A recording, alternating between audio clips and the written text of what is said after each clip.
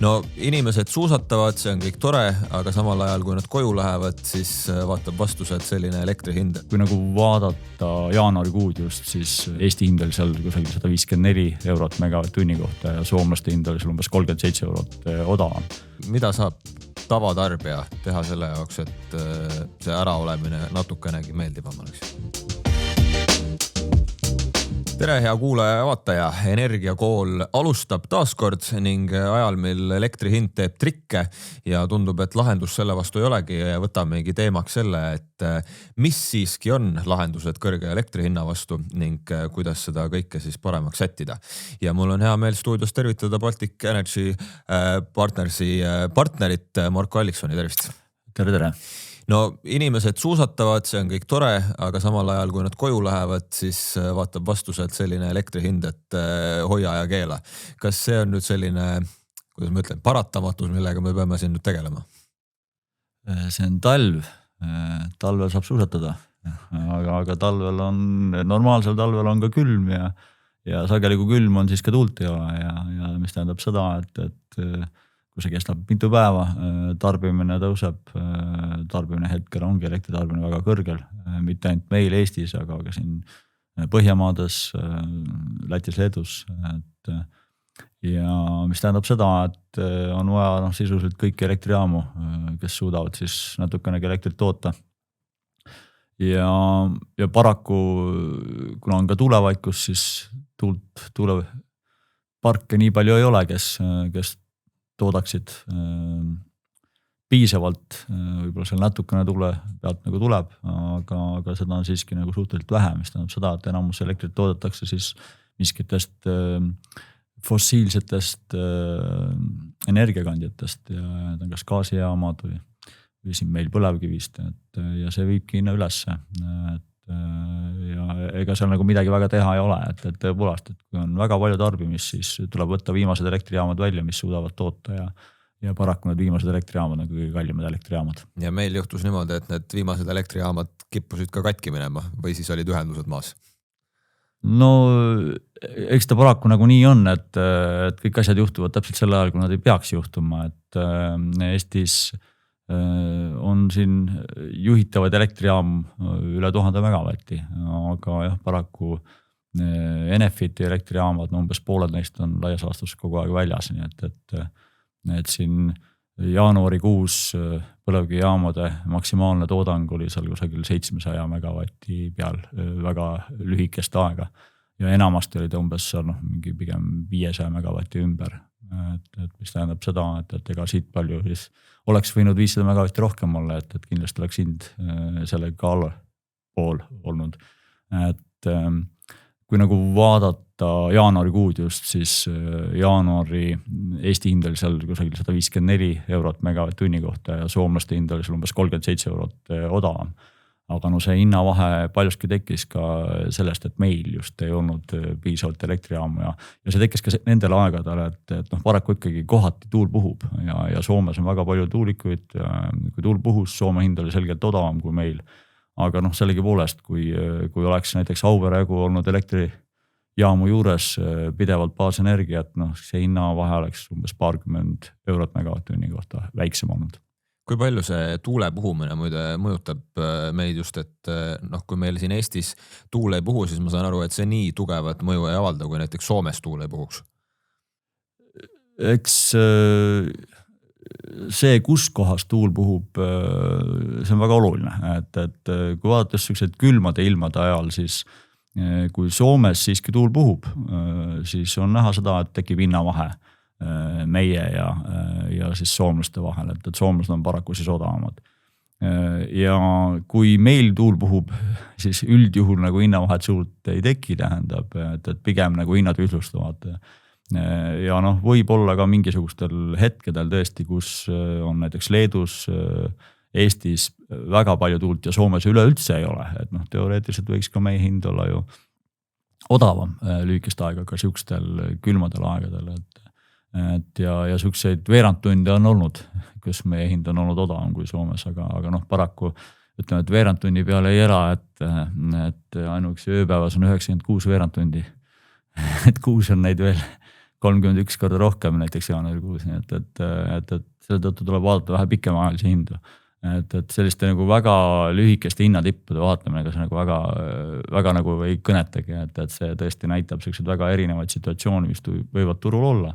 Aga noh, ma arvan, et võrrelda tasuks ikkagi selliseid hindu, mis siis arvel kajastuvad ja noh, reeglina kajastub ju arvel kuu hind, nii et jah, paraku vaatamata külmale ilmale oli Soomes piisavalt siiski mingitel aegadel tuult ja nende hind oli odavam kui meil ja meil paraku põlevkivijaamad ka selles mahus, nagu nad teoreetiliselt võiks töötada, ei töötanud ja meie hinnad olid selle võrra veel kallimad.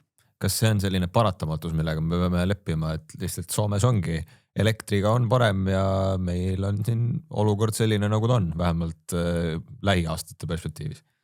Lähiaastate perspektiivis on see pigem paratamatus, et seda muuta on väga keeruline, et selle jaoks peaks meil olema ikkagi oma elektrijaamu, et siin talvisel ajal on kogu Baltikumis puudujääk seal kusagil 2000 megavatti ulatuses ja kogu tarbimine seal 5000 megavatti ulatuses, ehk siis tähendab seda, et ikkagi väga-väga palju uusi elektrijaamu peaks olema siin piirkonnas, et nad suudaksid toota vähemalt nii palju, et me suudaksime oma tarbimisegi ära katta ja Soomes on elektri tootmine selline väga tasakaalustatud, et seal on tuumajaamad, seal on hüdroelektrijaamad, seal on gaasijaamad, seal on tuulikud, tuleb ka päiksejaamu, et see selline miks on nagu väga tasakaalustatud ja võib-olla nagu kõige raskem Soome puhul ongi just see sama külm ja tuuletu, kus kohas nemad peavad mujalt sisse ostma ja noh, sellepärast näiteks soomlased said just eelmisel sügisel valmis veel uue merekaabli ühenduse rootslastega 800 megavatti seal Aurora line, mis ka ütleme, et sel talvel kindlasti on soomlase väga palju aidanud, et 800 megavati võrra on järelikult tulnud Soome juurde odavamat elektrienergiat. See Põhja-Rootsi hind on olnud veel soodsam kui Soomes ka nendel külmadel aegadel ja vaatamata sellele, et seal on ju põhiliselt just tuulikud isegi. Et sealt on neile abi tulnud ja nad on suutnud oma elektrihinda, ütleme, et aasta keskmisena kindlasti normaalsena hoida, aga viimased päevad on kahtlemata ka soomlastel väga valusad. Et kui ikkagi ei ole kusagilt odavatest elektrijaamadest toota, siis tuleb seda kallist elektrit osta. Samas meil on ka need Estlinki kaablid, kust võiks vähemalt, kui on Soomes odavam hind, siis võiks ka meile seda jõuda, aga häda on selles, et kuidagi kogu aeg tuleb uudised, et need on katki.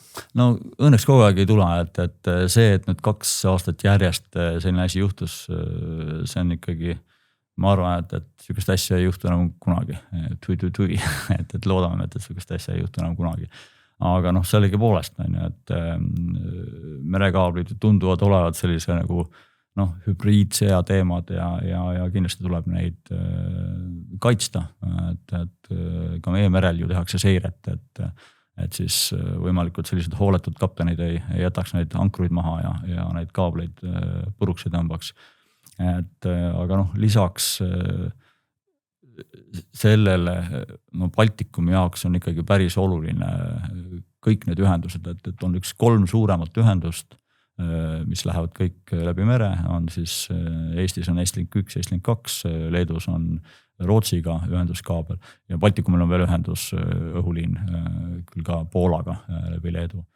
Aga need merekaablid paraku seal on ja ütleme, et seda ilmselt 100% vältida ei saa, et keegi siis ühel hetkel nad jälle siiski katki tõmbab, et võib-olla tõesti selline kõige nagu kiiremini tagasi toov investeering on see, et õppida hästi kiiresti neid kaableid parandama, kui nad katki peaks minema. Eelmine aasta vist läks 7 kuud aega. Jah, ütleme selline pool aastat on ikkagi liiga palju, et see koormus, mis tegelikult Eesti majandus sellest saab, on tegelikult üüratu, et paraku tuleks nagu midagi ette võtta, et suudetakse seda teha kiiremini, et küll neid laevu on vähe ja igasugused muid probleeme on, aga ma ei tea, võib-olla peaks meil olema oma laev, et neid parandada kiiremini. Kas nende parandamisega on selline ühelt poolt nagu selline veider situatsioon ka, et ega nende eest väga, et kui sealt elektrit läbi ei tule, siis kompensatsiooni selle eest siis võrdluses sellega, kui palju siis näiteks Eleringile või Fingridile makstakse selle eest, et neid käitada sealt nagu vastu nii palju kompensatsiooni ei tule, kui sealt elektrit läbi ei tule.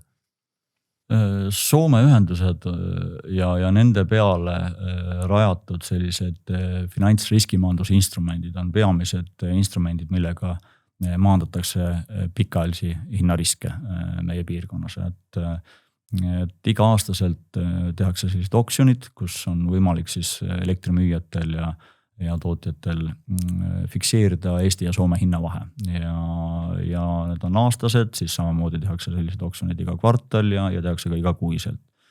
Aga praeguse seisuga küll, et kui siis kaabliga midagi juhtub ja tõepoolest nagu sellises mahus nagu oksjonid on tehtud, enam elektrit ei liigu üle piiri, et siis sellest ulatusest tegelikult see risk on olnud turuosalistel ja turuosalised on selle kinni ka maksnud. Et need mõlemad Estlingi katkimineku juhtumid on olnud päris kallid. Et see tähendab ju seda tegelikult, et kõik elektrimüüjad, kes justkui ette arvasid, et neil on väga kindel selline instrument, Soome hind on fikseeritud, Eesti ja Soome hinnavahe on fikseeritud, ehk siis lõppkokkuvõttes Eesti ostuhind on teada, aga tegelikult ei olnud ja siis olid nad kõik nagu turumeelevallas, ostsid selle hinnaga, millega parajasti börsilt sai, et see börsihind mõjutas kahtlemata neid sellisel hetkel ja see mõjutab kõiki nagu turuosalisi, kes tahavad oma elektrimüügiriske maandada.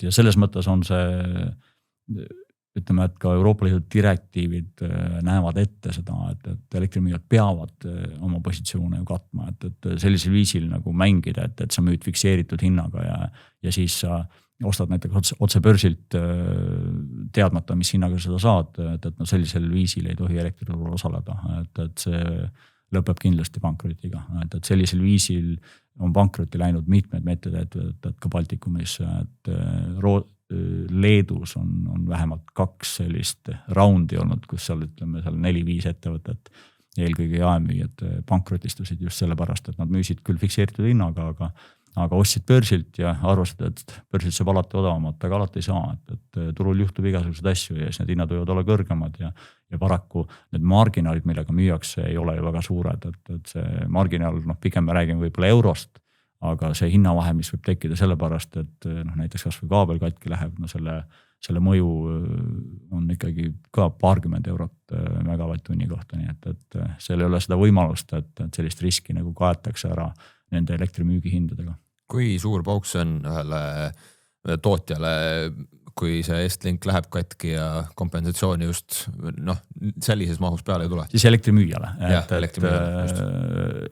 Väga suur pauk, et ütleme nii, et 10 kordi suurem pauk, kui on nende marginaal. Et see sõltub siis sellest, kui suur on nende rahakott ja kui suured on nende varasemad varud, et kas nad suudavad need kahjud kinni maksta. Et siiamaani õnneks on suutnud, et meie elektrimüüjad on piisavalt tugevad olnud. Kas see on jätkusuutlik?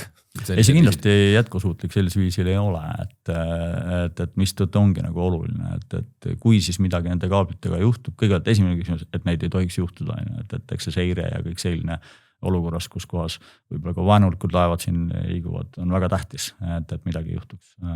Et see on nagu riiklikult tähtis, see ei ole nagu ainult nagu mõne elektrimüüja küsimus, et selle maksumusmajandusel on väga suur, aga loomulikult ka see, et kui siis midagi juhtub, et selle parandamine pigem nagu võiks olla nädalatega juhtuda, aga mitte nagu mitmete kuudega või poole aastaga, et sinna ilmselt tuleks tähelepanu pöörata. Kui mõelda nendele samadele auveredele ja kõigele sellele, siis juhtus siiski, nagu sa ka mainisid, et ka need läksid seal katki ja ikka tuleb rikkeid ette ja nii edasi. Kas neid saab kuidagi töökindlamaks ehitada või on sellel enam üldse mingit mõtet, et hakata sinna veel suuremaid investeeringuid panema, et need siis töökindlamaks muuta? No kui alustada nagu teisest küsimust, et mõte kindlasti on, sest see on ju kõige käega katsutavam lisa baasenergia võimsusenergia olukorras, kui ei ole taastuvenergiat. Et kui need elektrijaamad oleksid kõik korras ja nad suudaksid olla turul kogu aeg, siis meie hind oleks ju madalam. Et loomulikult tasub sinna panustada. Et küsimus, kui kaua ja kui pikalt, et meil peaks tekkima mingisugune asendus sellele. Et kui on kindel, et meil on midagi muud, siis ilmselt võib mitte enam panustada, aga senikaua tegelikult tuleb panustada. Et paraku me oleme sellises olukorras. Et uuest aastast on kõikide elektriarvetel ka selline saartalitustasu, mis ju tegelikult finantseerib nende samade elektrijaamade nagu korras hoidmist ja seda, et nad oleksid valmis ja suutelised vähemalt nii-öelda sellises olukorras, kus Baltikum peaks saarena eraldi töötama, aga see aitab meid ju ka kõikidele muudele aegadel, et siis, kui hinnad on väga kõrged, oleks tore, kui nad kõik töötavad. Kas sellises olukorras pigem vaadata tuleviku poole, siis kas sa näed sealt selliseid konkreetseid lahendusi, et millal me siis lähme millegi uue peale üle või kuidas see protsess on riigi vaatest? Konkreetsed lahendused on pigem hästi palju nagu sellest keskkonnast kinni, et kuidas ja mis tingimustes nagu energeetikainvestorid julgeksid siia raha panna. Et kõige kiirema tulemuse paraku annab ilmselt see, et kui meil tuleks tuuleparke juurde lihtsalt sellepärast, et see hinnavahe just nendel hetkedel näiteks Soomega siis, kui tuul puhub, on ju kõige suurem. Et kui me suudame seda hinnavahetki vähendada, et siis meie võit on seal aastas ligi 30 eurot megavatt-tunni kohta. Et see on päris suur võit, et kindlasti tasuks seda teha. Aga siis on palju muid olukordi, et just see, et kui tuul ei puhu ja kui on talv ja kui on niisugune mitu nädalat järjest külm ja ei ole seda tuult ei Soomes ega Eestis ega Lätis ega Leedus, et siis on vaja elektritootmisviisi, mis sellele vastu peab, et paraku ütleme selline ainuke uus ja ütleme täna investeeritav variant on gaasielektrijaamad. Et tehnoloogia on olemas, nad töötavad päris kindlalt. Aga ka siin on nagu probleem lihtsalt selles, et kui palju nad tegelikult töötunde saavad. Et tänane talv oli ju, on ikka reaalne talv, et siin kuu aega väga külma ilma ja ilmselt nad oleksid saanud päris kõvasti neid töötunde, aga paar eelmist talve tähendab, et siis jällegi ei saa, et kuidas sa siis teed seda investeeringut, et teed gaasijaama ja siis ta sul ainult seisab niimoodi või siis töötab väga vähestel aegadel. Et see päris hästi nii ei toimi, et see tähendab seda, et ka temal peab olema teatud mingisugune nagu selline hinnakindlus ja kas siis selline hinnavaheleppe või mingisugune nagu toetusmeede, mis tegelikult aitab neid tulla. Et sügisel ju Elering tegi ka hanked selleks, et saada uusi kiiresti reageerivaid elektritootmisvõimsusi ja sinna laekus ju pakkumisi gaasielektrijaamadelt, akuparkidelt ja eks neid nagu natukene tuleb, aga selle eesmärk oli natukene teine, et selle eesmärk ei olnud siis katta sellise talvise külma ilma puudujääki, aga selle eesmärk oli pigem nagu aidata meie bilansikulusid ja reservvõimsuse tasusid allapoole tuua tulevikus. Aga lisaks on ju vaja neid elektrijaamu, kes siis toodavad, kui siis kas Auvere ei tööta või keegi muu ei tööta, et keegi peaks seda elektrit tootma. Ja tuule poole pealt kindlasti ka meretuulepargid on alternatiiv, et lihtsalt maatuuleparkidele see vastuseisus ikka toppama jäämine on olnud ikka päris tugev, et meil oli siin vahepeal 5 aastat vahet, kui olid radari probleemid, et kuidagi moodi ei suudetud kokkuleppele jõuda, et kuidas neid radareid ja tuuleparke nagu koos hästi elama panna ja kui see nagu lahenes 2-kordistus tuuleparkide maht, aga peale seda on jällegi võib öelda, et kõik peaaegu seisma jäänud, et midagi uut tulemas ei ole, et siin aasta aega tagasi tuli midagi ja aasta jooksul ei ole midagi juhtunud, siin järgne aasta jooksul ka suure tõenäosusega mitte midagi juhtu.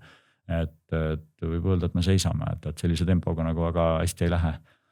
Et meretuuleparkidel on selle võrra nagu vähe lihtsam, et seal neid naabreid on natukene vähem ja päris igaüks ei saa Tallinnast või kusagilt mujalt öelda, et seal kusagil Pärnu lahes olevad tuulepargid, need mulle üldse ei meeldi või nad ei ulatu sinna vaateväljagi. Et kui nad on investeeringud kallimad, samas tuul puhub seal rohkem, et ilmselt nende tootlus on kõrgem. Nad vajavad uusi ühendusi, võrguühendusi, eks see investeeringshind on kahtlemata suur, aga nad on ka ikkagi võimalus selle jaoks, et meie hind oleks madalam.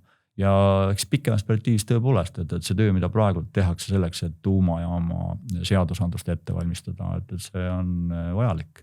Et kui täna sellised väiksed moodulreaktorid, mida nagu soovitakse Eestisse ka ühe hetkel äkki ehitada, et praegu me räägime siiski ainult sellistest pilootprojektidest, nad on väga kallid ja päris tore oleks, kui keegi need piloodid kusagil mujal ära teeb ja siis kui Eestis seda tehakse, siis juba tegelikult osatakse neid elektrijaama ehitada ja ehitatakse nad sellise hinnaga, mis on meile ka vastuvõetav, et kui siin nagu võrdluseks anda, et sellise 300 megavatise pilootprojekti hind on seal kusagil 4-5 miljardit praegusel hetkel, et mis on ikka väga kallis ja Rootsis on näiteks tehtud uutele tuumajaamadele selline toetussüsteem, kus kohas neile antakse siis 40-aastane selline hinnavaheleping, lisaks riik aitab oma kapitaliga, see on umbes 20% ulatuses ja annab veel laenule tagatise, no kujutage ette,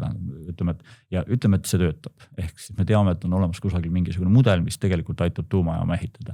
Nüüd proovime seda Eestis teha, et 300 megavatti jaoks 4 miljardile laenu tagatis, miljard oma kapitalil 40 aastat, mingi väga suht kõrge hinnaga nagu hinnavaheleping. Nagu ma ei näe neid osapooli, kes on valmis sellel tänasel hetkel käe alla panema, et ilmselt see ei ole võimalik enne, kui need hinnad tõesti alla lähevad ja kindlasti lähevad, et tehnoloogiat arendatakse, neid ehitatakse üle maailma, aga palju sinna aega läheb, seda lihtsalt täpselt ei tea, et järgneval 10 aastal see meid ei aita, aga võib-olla järgneval 20 aastal äkki aitab juba. Et see ajadimensioon on siin lihtsalt kauge, et tööd tuleb teha, aga see võtab lihtsalt palju rohkem aega. Räägime sellest tulevikust kohe edasi, millest siin juba mainitud sai, mis need pikas perspektiivis lahendused võiksid olla, aga ma korra peatuksin selle akupargi juures veel. Sel samal ajal, kui olid siin need Auvere rikked, Estlinki kaablid, siis juhtus ka selline päris huvitav situatsioon, et testiti ühte akuparki ja pandi valel ajal võrku ja ei käinud küll suurt pauku, aga siiski käis mingisugune asi, mis siis veel kord tekitas meie süsteemi rikke juurde ja ega seegi hindadele hästi ei mõjunud. Mis asi seal siis juhtus ja kuidas see kõik võimalik on?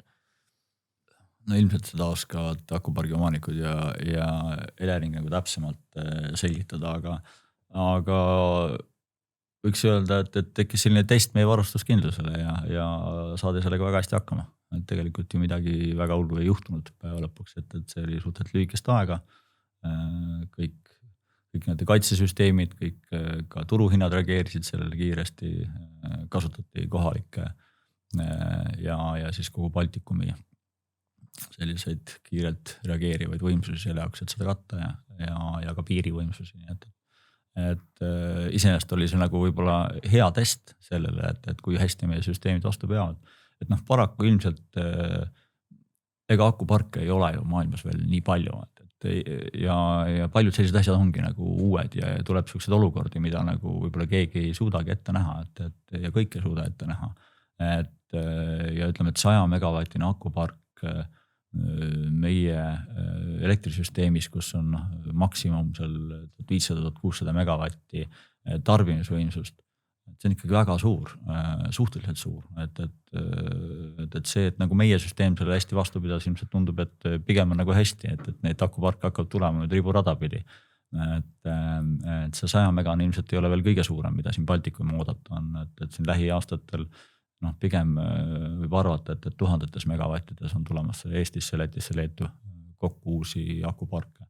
Aga nende tulek iseenesest on ju väga oluline, et olukordades, kus kohas me tõesti mingitel hetkedel võib-olla suudame rohkem toota, kui me suudame tarbida. Näiteks ütleme, et Eesti päikseenergeetika areng on olnud ju väga kiire, et päiksejaamad on suutnud suvistel aegadel päevasel ajal toota rohkem, kui me seda suudame tarbida ja me oleme suutnud eksportida seda ja sama on Leedus. Ja sellistel aegadel on ju süsteemis tegelikult energiat üle, et sa jätad selle kas siis tootmata või akusalveste puhul sa võid salvestada seda elektrienergiat, mida muidu ei ole kusagil justkui panna. See on üks pool, aga teine nende oluline funktsioon on ikkagi see ajas nihutamine, et mingitel hetkedel on hinnad odavad ja mingitel hetkel on hinnad kallid. Ühel ajal siis ostetakse, teisel ajal müüakse ja see tegelikult esiteks hakkab mõjutama kindlasti meie bilansihindasid, kuna kiiresti reageerivad akupargid suudavad pakkuda soodsama hinnaga ja mida rohkem neid tuleb, eks need bilansikulud, ma arvan, süsteemis peaksid oluliselt vähenema lähiaastatel. Et see eelmine aasta oli kindlasti väga drastiline ja kõik, kellel oli selline bilansikuru risk, eks nad pidid eelmine aasta päris kõvasti sellest maksma. et aga noh, loota on, et see kõigepealt vähendab meie bilansikulusid, ühel hetkel kindlasti vähenevad nende akuparkidega ka reservvõimsuste tasud. Ja mida rohkem neid tuleb, seda rohkem on neid ka päevete turul, ehk siis sellel elektribörsil, mida kõik vaatavad ja see peaks hakkama just neid sellised hinnatippe ja madalaid hindu, võib-olla negatiivseid hindu, nende arvu vähendama, hinnad ühtlustuvad ja noh, tegelikult ühtlased ja vähem volatiilsed hinnad, need meeldivad kõigile. Et kõik ju räägivad sellest, kui siin mingi ühel tunnil või ühel veerandtunnil oli seal hind mingisugune noh, ma ei tea, 100 või 1000 või ükskõik, mis ta oli, tähendab, et aga sellest on nii palju juttu, aga tegelikult see kestis ainult 15 minutit. Et siis hakkab neid asju vähem olema. Jah, pealkirjad tulevad hästi kiiresti, aga noh, ega nad ei ole nii olulised, aga sellegi poolest nad ei tekita kindlust, et kui sükene asi võib juhtuda, et noh, alati sa mõtled, et aga noh, mis siis, kui oleks kestaks kauem või midagi taolist, et kindlasti akuparkide tulek on meie jaoks nagu hea. Hea on ka see, et nad tulevad ilma reaalse toetuseta. Et pigem nagu peaks vaatama seda, et ei seataks siis seadusandlikult takistusi nende tulekule, et alati on igasugused topelt maksustamise võimalused. Akud ju tarbivad ja toodavad siis nii-öelda annavad võrku sama elektrienergiat, mida nad eelnevalt võrgust võtsid, et võib-olla tõesti nende jaoks ju ei ole õiglane nagu seal mitmekordselt maksta seal alates võrgutasudest, taastuvenergiatasudest kuni seal reservvõimsuste tasudeni, et nende asjade käsitlus on väga oluline, et kuidas akude jaoks on nagu üles seatud, sest nad aitavad meie süsteemi, nad viivad bilansikulusid alla ja ühel hetkel nad tänu sellele, et need hinnad ühtlustuvad, nad aitavad ka üldist hinnataset viia alla poole. Nii et vähemalt kui tuulepark ei tule, siis akupark ikka tuleb. Akupark tuleb kindlasti, jah, et kui me ei suuda neile jalga taha miski pärast panna. Aga mainime korra need tasud uuesti ära. Meil on siin ühe korra käinud ka Kalle Kilk Eleringist rääkimas nendest uutest ridadest elektriarvel, aga tasakaalustamistasu ja varustuskindluse tasu. Inimene vaatab, et tal on lihtsalt 2 asja, mille pärast peab rohkem raha maksma. Mida need lihtsale inimesele, kui öelda, et mida need aitavad? Noh, kõigepealt, kui võtta see tasakaalustamistasu, et me Baltikumis tegutseme siis peaaegu eraldi saarena. Me oleme ühendatud ju Kesk-Euroopa elektrisüsteemiga ja selle jaoks, et see saar hästi toimiks, me peame olema suutelised alati toimima ka siis, kui midagi juhtub meie suurte merekaablide ühendustega, Rootsiga, Soomega, Estlinkidega või siis selle Leedu ühendusega. Ja selle jaoks, et midagi juhtuks, hoitaksegi süsteemis sellist kiiresti reageerivat varu ja see maksab midagi. Ja loomulikult maksab ka see, et kui tõepoolest seal, kui meil on palju taastuvat, tuul puhub ja ühel hetkel enam ei puhu, et kui kiiresti muutub näiteks tootmismaht. Et sellisteks puhkudeks on vaja hoida süsteemis siis kiiresti reageerivat varu ja selle varu maksumus ongi sisuliselt selle tasakaalustusvõimsuse tasu, mis on arvel näha. Et see on nii tarbimisel kui tootmisel. Ja teine pool on siis see varustuskindluse või ütleme, et pigem nagu selline saar talitluse tasu, mis aitab siis hoida üleval need Narvas olevad elektrijaamad tänasel päeval, et nad suudaksid olukorras, kus me jällegi oleme siis teistest eraldunud miski pärast, peame Baltikumis omaette hakkama saama, et me suudaksime mingilgi määral elektrit koha peal toota ja seal on kusagil 1000 megavatti, natukene 1000 megavatti, mida siis peaks suutma toota tänu sellele tasule. Sinu hinnangul need tasumäärad ja kõik see on loogiline ja jätkusuutlik, kuigi seal on selliseid hüplevaid mehhanisme ka, et meil on fikseeritud see mingiks ajaks. No eks seda on nii palju nagu arutatud ja seda ju kontrollib ju Konkurentsiamet, et peab uskuma neid, et nad on ikkagi numbrid õieti läbi käinud ja et seal sükest kohta ei ole, et keegi seal nagu tasuta kasu saab. Jumal tänatud. et ma usun, et eks need numbrid on õieti arutatud, aga pigem nagu perspektiiv võiks olla see, et need kulud peaksid ju vähenema, et tuleb juurde ka akupargid on ka need, mis turupõhiselt tulevad, mis peaksid aitama selliseid vähemalt tasakaalustusvõimsuse tasu vähendada ja noh, see, kui palju jällegi meil on vaja kulutada selleks, et need Narva jaamad suudaksid toota 1000 megavati ulatuses, no ma kardan, et see kulu jälle pigem nagu ajasega suureneb, et mida vanemaks nad saavad, seda rohkem on ju vaja neid putitada selle jaoks, et nad kuidagi viisiga hakkama saaks ja noh, nagu külmad ilmad näitavad, ega nad ju hästi ikkagi hakkama ei saa, et see raha läheb kõik asja ette, et kuna meil ei ole teist alternatiivi, et kui meil oleks palju alternatiive, siis noh, võib-olla me võiksime öelda, et see ei ole nagu vajalik kulutus, aga praegu see on kahjuks on vajalik kulutus, et ma arvan, et igaüks võib vaadata elektri hinda, mis siin nagu viimase 6 aja jooksul on olnud ja mõelda, kus see elekter siis tuleb sellisel ajal, et paraku kui tuul ei puhu ja kui ei ole nagu muid alternatiive, siis kusagil peaks ikkagi toodetama ja meie nagu alternatiiv on need elektrijaamad, mis meil tänasel hetkel olemas on.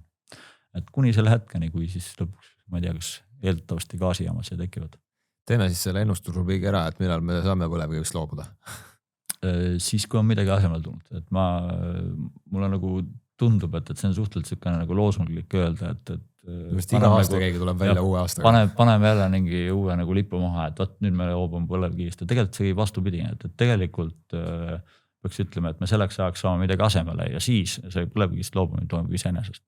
Et nagu ka elektriturul on näha olnud, et ütleme 10 aastat tagasi võib-olla tekkis see olukord, kus kohas CO2-le tekkis hind. CO2 on väga suur komponent ka põlevkivi elektri hinnas ja see hind suurenes on ju, sellepärast et CO2 tonni hind on ainult suurenenud. Ja tegelikult, mis toimus ju aastatega on see, et põlevkivijaamad justkui tõrjuti ise turult välja, et nad olid meil kõik olemas, aga nad tootsid üha vähem ja seda on näha eriti suvisel ajal, et suvel ju tegelikult ei ole ju põlevkivijaamadel mitte midagi teha lihtsalt sellepärast, et hinnad on väga odavad ja nüüd, kus Estlink tagasi tuli eelmisel aastal, noh siin juulikuu hind oli umbes 36 eurot megavatt-tunni kohta, et ei ole ühtegi võimalust põlevkivijaamadel midagi toota sellise hinnaga.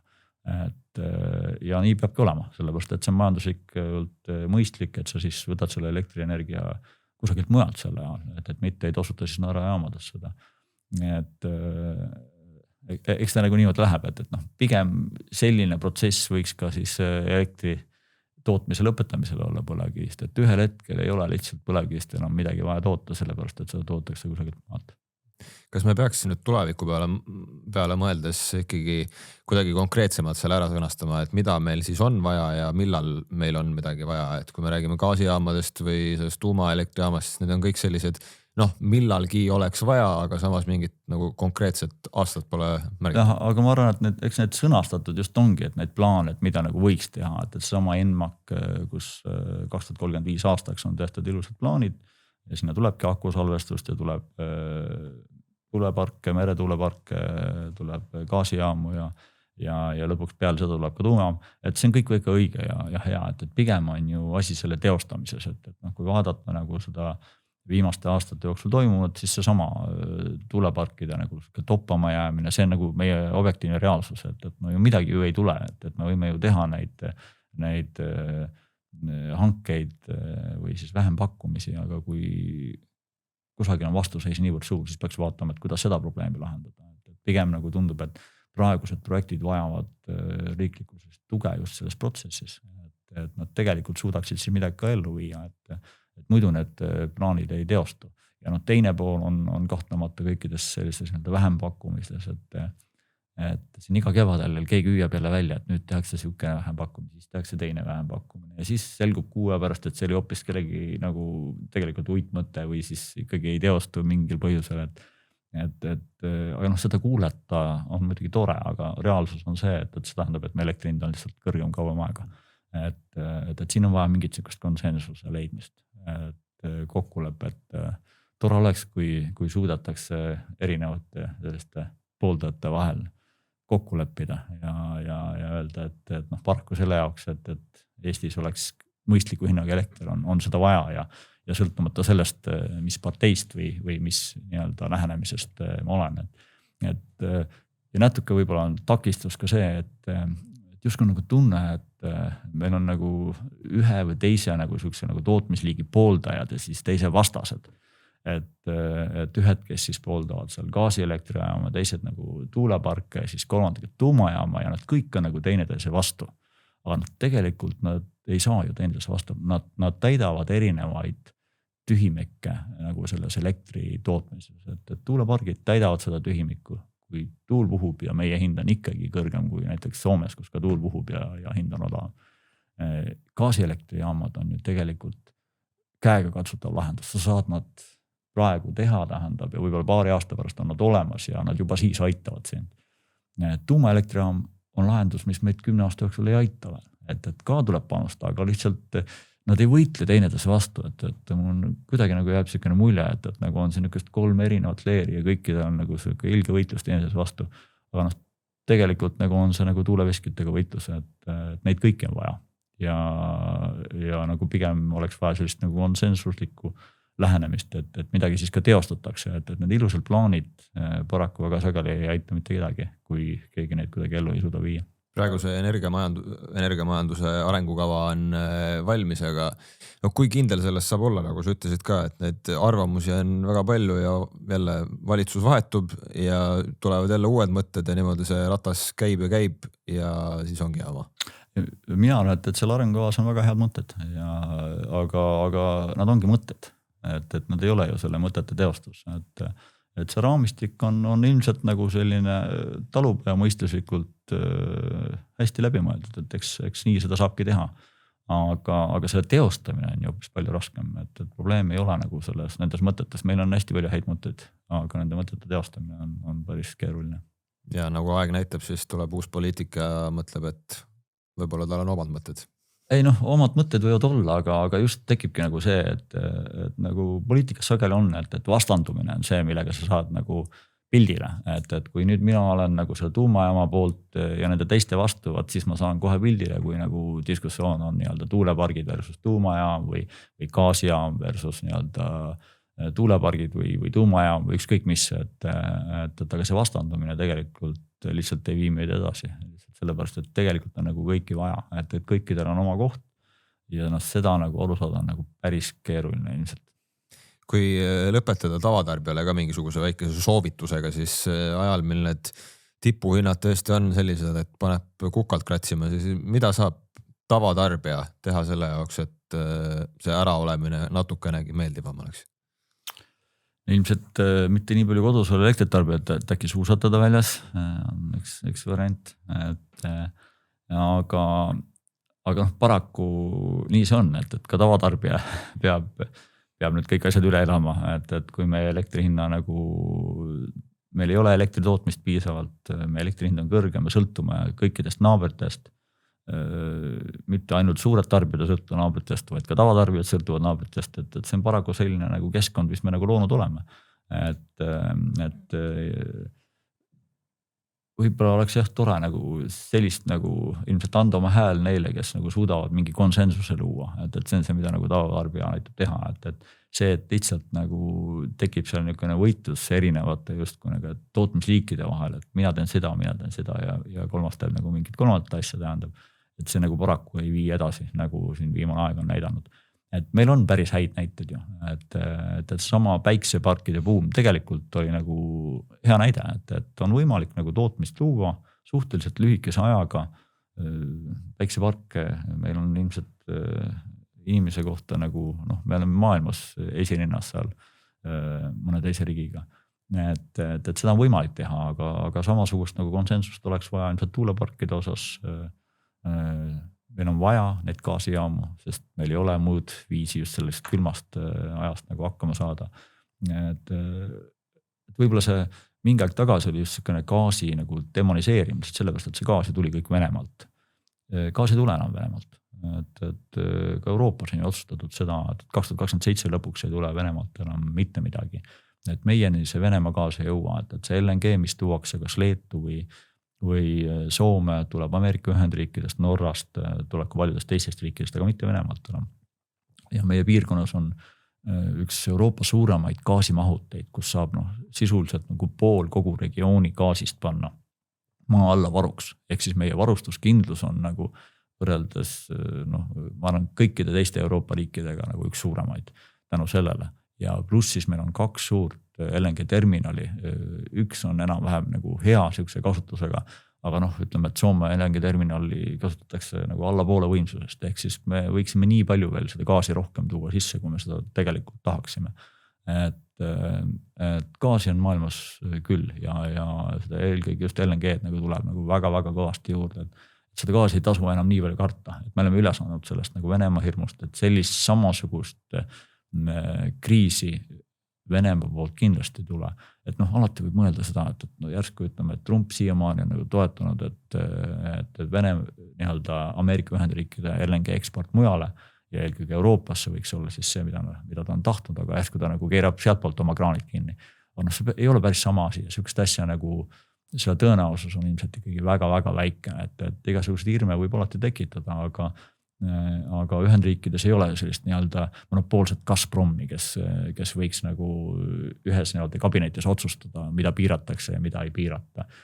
Seal on väga palju ettevõtteid, kõik on võtnud oma müügikohustusi ja LNG gaas liigub sinna, kuhu ta saab, et alati näha, et kui keegi piirab, siis ta liigub kusagil teise kohta, see mõjutab jällegi nagu hindu, et see on väga nagu arenev turg ja me võiksime sellest pigem nagu osa saada, et see aeg on möödas, kus gaas oli nagu selline Venemaa hirm.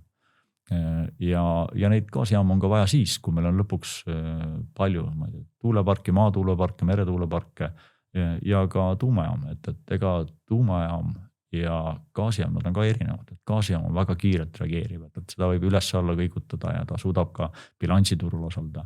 Tuumajaamaga sellist asja tegelikult või tehta, et sa ideaalis nagu ikkagi tootad sirgelt ja see on see, mida sa vajad. Et võtsime baasenergiat tõesti odavat tuumajaamast. Nad täiendavad teineteist, nad ei ole nagu teineteise vastased, aga nad pigem ikkagi täiendavad teineteist. Ja lõpetuseks võime siis tavatarbijale paraku lõpetada selle sama tavalise tõdemusega, et eks sa siis jälgi seda elektri hinda ja pane pesumasina õigel ajal tööle. Mina olen nagu lähtunud sellest, et pikaajaliselt tegelikult vaatamata kõigele on börsi hind alati kõige soodsam. Ja mina valisin nagu börsipaketi aastal 2013 ja ma ei ole peale seda vaatanud oma pakette. Ja ma olen veendunud, et ma olen kõige soodsam hinna saanud. Et see võimalus lihtsalt, et hinna fikseerimine õigel ajal teha, see on väga keeruline. Aga hinna fikseerimisel on omad plussid ja loomulikult inimene, kes nagu soovib eelarvestada, kellele on see kulu väga oluline, ta on ilmselt nõus maksma väikse sükse marginaali lisaks elektrimüüjale, kes siis oma kulud paneb sinna sisse, et seda hinda fikseerida ja seda teebki oma valiku, et seda valikut on võimalik alati teha, aga see elektri ikkagi elus ei ole nagu põhiasi, et ilmselt täst on nii tore rääkida ja kõik ju peavad elektrit ostma, et paraku ilma elektrita ei saa lihtsalt hakkama. Aga teistpidi nagu pidevalt nagu vaadata, et mis paketti sinna tänna, et kõik need soovitused on täpselt 50-50 võimalus, et need on valed.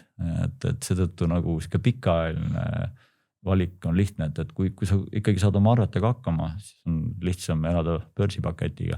Kui sa soovid oma eelarvet juhtida, siis on lihtsam fikseerida aga hüpata ühelt teisele, see on nagu päris keeruline, et see võib olla tulus, võib olla mitte tulus, et see on pigem niisugune hea rääkida mingisugusel ajahetkel ja rohkem alati tagantjärgi tarku kui neid, kes nagu ette oskavad tegelikult öelda, mis peaks tegema. Väga hea, lõpetuseks üks soovitus ka. Marko Allikson, aitüma stuudiosse tulemast, aitüma ka kõigile kuulajatele, vaatajatele ja kohtumiseni järgmisel korral.